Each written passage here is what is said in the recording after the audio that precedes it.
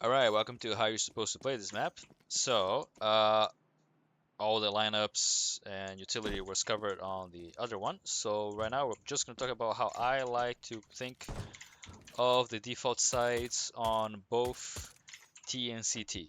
And again, as fast as possible. So, for T's, I think the best default way to default this is to play for secret control. So run a 3 to 4 players outside and 1 to 2 players lurking inside.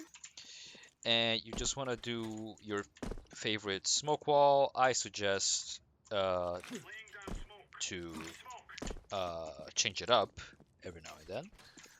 But you're essentially sending 3 to 4 players outside and having this space here under T control. That is really, really, really strong because if it ends up being an A take, you have someone to go mini or even up vent if this guy becomes the lurk. And if it's B, obviously you have secret, you go down secret, right? So the idea is not unlike mid double door on Anubis or B side on Inferno.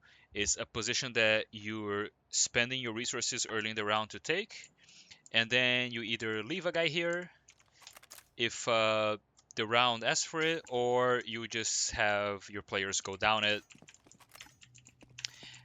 for the B take. But what I like in the perfect scenario, you have 3 guys going outside. Let's say there's just no pressure from the CTs; they're just chilling. You leave a guy secret. He goes about as far as here. I mean, he can clear like this is about as far as I take him. Park a guy there. 2 guys are still outside, sort of wreaking havoc or getting ready to find a pick in that area. And then you have the squeaky lurker and the ramp lurker, and they're either together or they're doing their respective things, and then you just play the round from there. And you have full ramp control, or you didn't find anything, but you have secret, so you can just send people down secret, and these 2 players inside go ramp, and you sandwich that way. For that, the default utility that I think you should throw every single round in order to keep it a surprise as to whether or not you're doing these plays are the lurk smoke for squeaky and the smoke wall of your preference, as well as the HE on the door, right?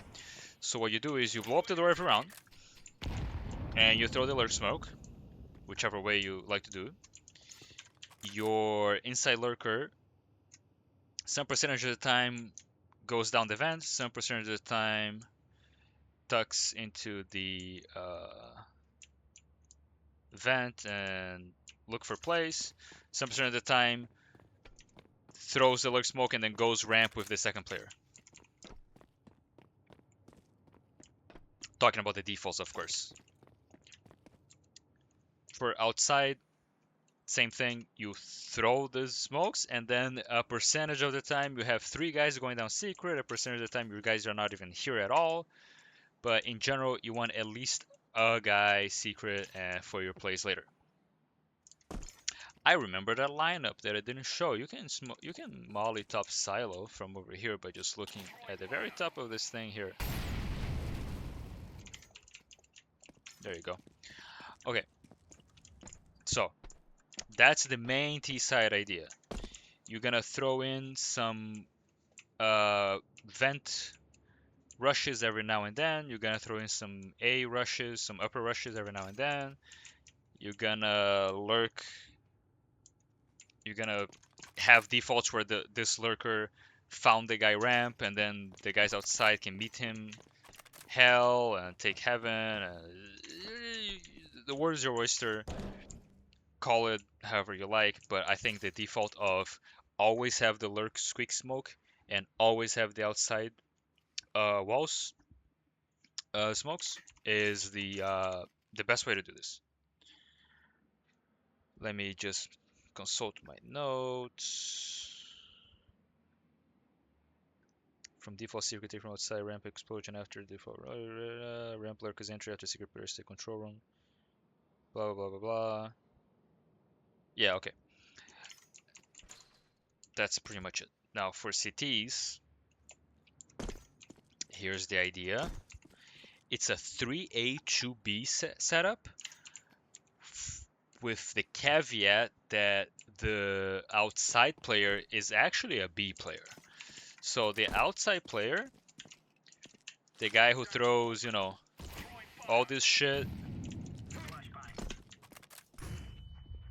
to start around and he's either wreaking havoc,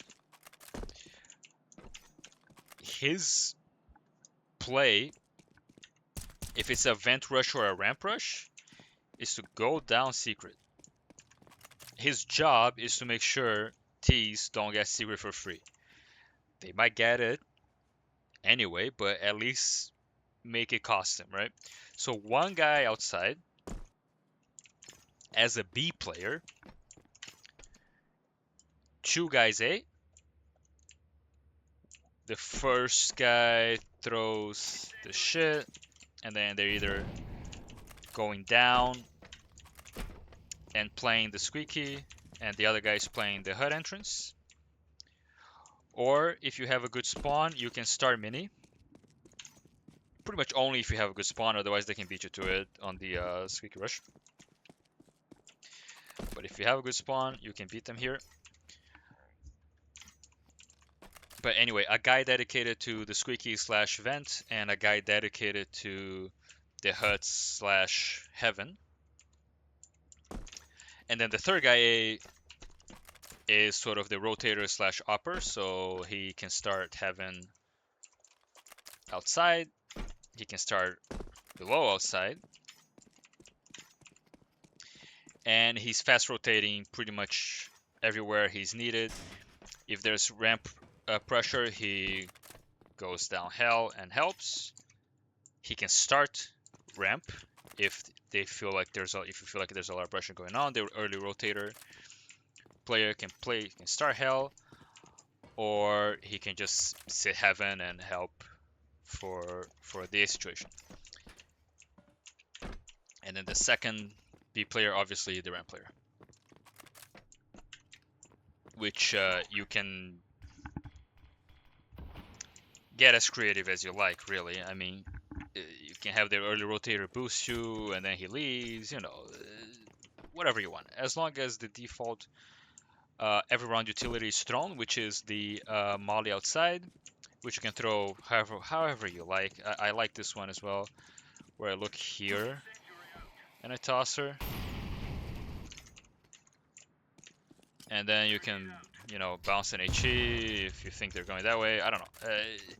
As long as that molly happens, and I would add the glaive smoke, throw the glaive smoke every round. Sometimes play it, sometimes don't, but throw it every round with the impairment of the Molotov. And the other pieces of utility that you should throw every round is the combo of Molly and HE. I missed that somehow, but okay. Yeah, there you go. The Molly and HE to stop any early squeaky plays. That's essentially all you need to throw every round as a CT side.